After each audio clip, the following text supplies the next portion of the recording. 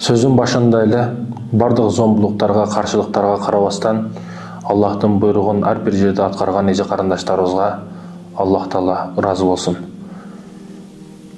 Көп жерлерде жаман көрөт, көп жерлерде жек көрөт.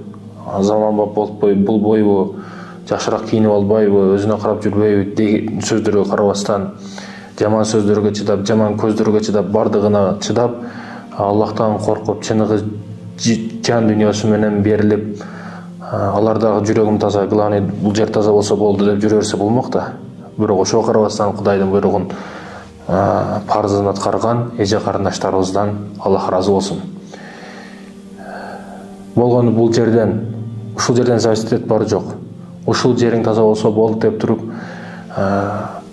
өзүнүн амал көйлүгүнө салып кылган иши башка, сүйлөгөн сөзү башка болуп жүргөндөргө окшобостон, Кудай Тааланын парзын дагы, жан дүйнөсү дагы, кылган амал дагы топ келген эже карындаштарыбыздан Аллах ыраазы болсун.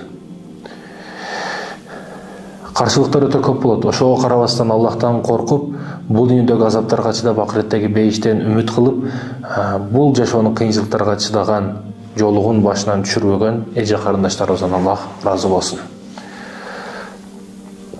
Урматтуу мекендештерим, урматтуу эже карындаштарым, урматтуу энелер, биз байкап, мурдакы энелер ушундай кийиниптир, мурдакы энелер мындай кийим болгон деп мисалды көп келтиришет. Андай дебесек дагы, бүгүнкү учурубуздан алып карап көрө турган болсок, бүгүнкү учурубузга салыштырып көрө турган болсок дагы, денени ачып жүрүү, денени башкаларга реклама кылып көрсөтүп жүрүү дин эмес, кайсы адамгерчиликке туура келет. Мындай эле өнөн көрөлү, кайсы адамгерчиликке туура келет. Мисалы жөнөкөй эле мисал, сиз өзүңүз бирөө кызыңызга келип жолук тагын жакшы деп ахлакка чакырып, курбусу болсун, подружкасы болсун, жакшы имамга чакырып, жолукка чакырган болсо, жолук таккандан кийин сен мени кызымды жолдон урдуң, сен эскиче кылып салдың кызымды, замандан артта калып кетти дейсизби? Же кызым оңолушту баштаптыр дейсизби? Бул эркектерге тиешелүү маселелерден да. Кандай көз караштасыз бүгүн өзүңүз жолукка карата? Ошону колдойсузбу? Коргойсузбу? Же кордойсузбу? Албетте, урматтуу мекендешим, бул жерде эркектердин дагы колдоо көрсөтүшү өтө абзел жана зарыл.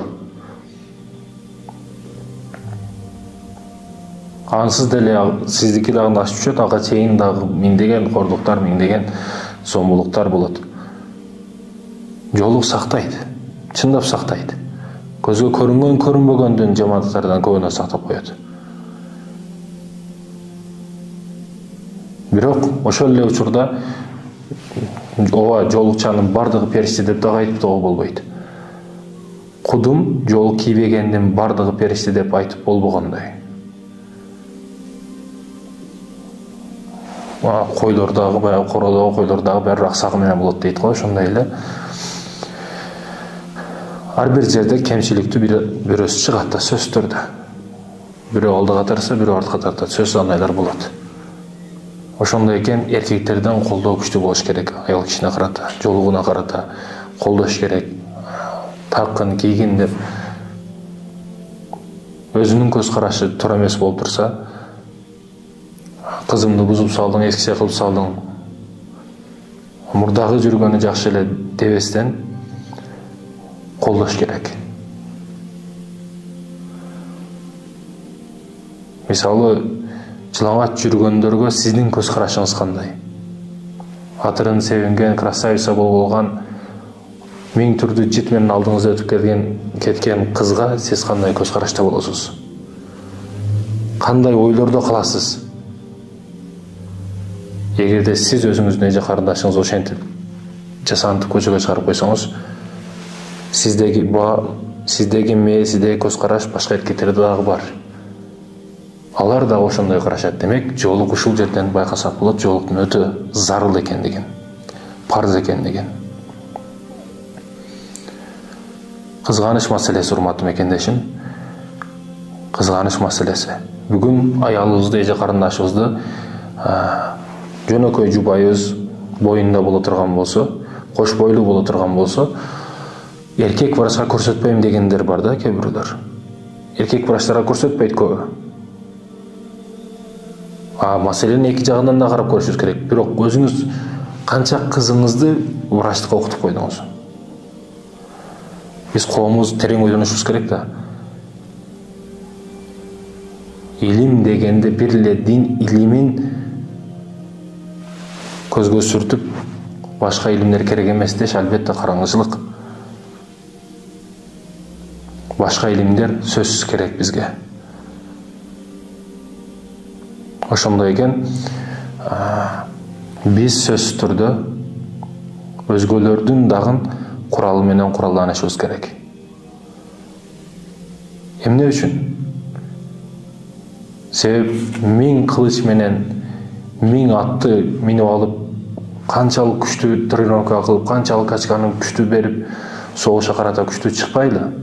Бир эле кнопка менен бизди жарып коюшу мүмкүн. 1000 аскерди жарып коюшу мүмкүн. Бир эле тентек отуруп алып.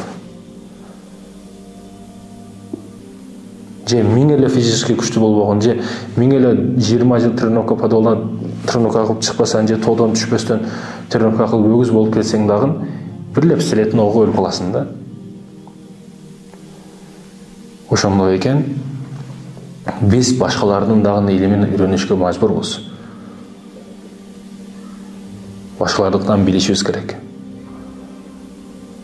Танка менен келип атабы, танка менен чыгышыбыз керек. Ошондой экен, урматтуу мекендешим, терең ой жүгүртүп жан дүйнөнү кенен коюшубуз керек.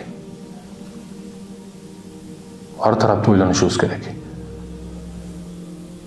Бир устаз шагирттерине чымчыкты берип, кушту берип, ар бирине эч ким көрбөгөн жерди союп келгиле дейт экен. Шагирттери бычактарын, куштарды алып кетет экен. Ар кимис келишти баштайт, кечке жууп келип шагирттери мен көпүрөнүн астында сойдум, эч ким көрбөдү дейт экен бирөөсү. Мен дарактын астында сойдум, эч ким көрбөдү дейт экен. Бирөөсү токойдогу сойдум дейт экен, эч ким көрбөдүм дейт экен. Айтор бардыгы жообун беришти баштаптыр. Кечке жуук бир шагирти колунда бычагы менен кушту кармап келет экен. Эч ким көрбөгөн жерди таба албадым. Себеби бардык жерди Аллах көрүп турат экен. Эч ким көрбөгөн жерди таба албадым, Аллах көрүп турат экен, бардык жерди сойбодум дейт экен. Ошондо устазы бардык илими сага жугуптур. Менин илимим сени улантсаң болот экен деп, устаздыкты ошого өткөзгөн экен. Албетте Аллах көрбөгөн жер жок. Эгерде күнөө кылышты кааласак, Аллах көрбөгөн жерге чыгып күнөө кылышыбыз керек да. Эгерде күнөө кылышты кааласак, Аллахтын рызкысын, берип жаткан рызкысын жебестен туруп күнөө кылышыбыз керек. Чындыгында ошондой. Аллах жараткан жерде күнөө кылышка хакыбыз жок. Бир жумушчуну ишке алсаңыз, сиз 24 саат, 8 саат иштейсиң, саат ушунчадан ушунчага чейин иштейсиң, мынча саатта обед, мындан айлык аласың, ошончо деп кеңешип, кеңешкенден кийин акчасын бересиз, ал сизге иштеп берет да. Эрежелерди бузса, сиз аны иштен айдайсыз. Ал анык нерсе. Ошол сыяктуу эле Кудай Таала бизди сыноо жараткандан кийин бул жерде эрежелер бар, так туура сакталышы анык болгон. Аны бузбашыбыз керек биз. Албетте сабырда, мээримдүүлүктү Аллахтан үлгү алышыбыз керек. Себеби биздин ушунча күнөөлөрүбүздү Аллах сабыр кылып чыдап жатат. Мээримдүүлүк кылып рызкысын токтотпой жатат.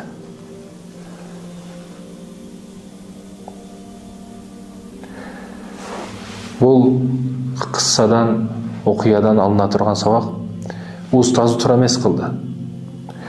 Чымчыктарды, куштарды союп келгиле деп биринчиден туура эмес айтты. Бирок ал устазы менимче ишенген шагирттерине. Ушунча тарбия бердим, таалим бердим, алар сойбойт деп ишенген шагирттерине. Кээ бирөөлөрдө илим бар, парасат жок болуп калат да. Өзү билип ушундай кылышың керек, мындай кылышың керек, устоз мындай кылышың керек деген нерселер ой жүгүртүш болбойт. Бирок илими күчтүү. Ошентип бир канча куш союлуп кетти. Айтайын деген маселе, кээде билип туруп өзүбүз ишенген адамдарыбыз өзүбүзгө билинбеген абалда бычак сайып коюшу мүмкүн. Экинчи алына турган сабак, Аллах Табарак ва Таала көрбөй турган жердин өзү жок. Бар жокту көрүп турат. Бирок кээ бир нерселер бар, аны өзүбүз жашырууга тийишпиз. Өзүбүз жашырышыбыз керек, жабышыбыз керек. Эркектер аялдарга, аялдар эркектерге кийим сыяктуу деп келет. Кийимсиз жүрө албайсың көчөдө.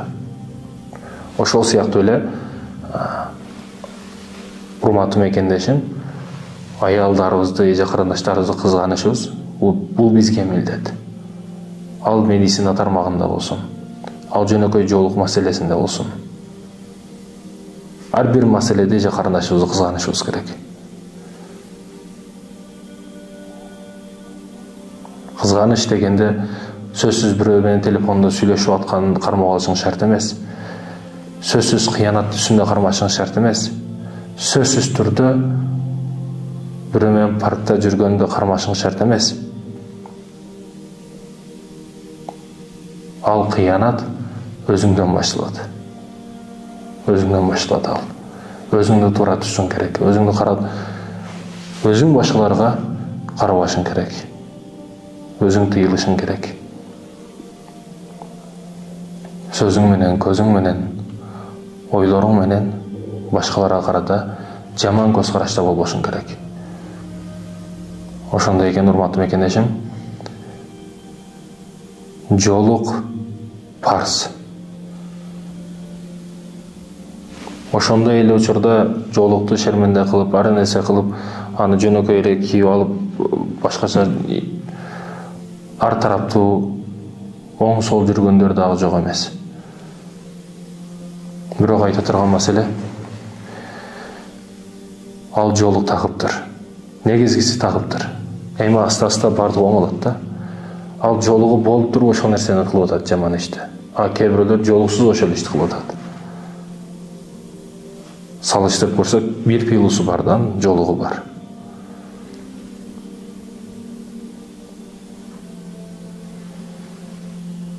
Ошондой экен, урматтуу мекендешим, ар бир учурда ар кимге туура көз карашты болушубуз керек.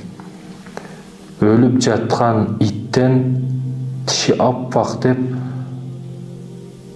тишинин аппактыгын карагыла, тазалыгын карагыла деп туруп, жакшылык издеген адамдардан туугандарыбыз да биз. Ошондой экен, миң жаман болбосун, бир жакшылыгы болот сөзсүз түрдө. Жакшы жагын издей берели.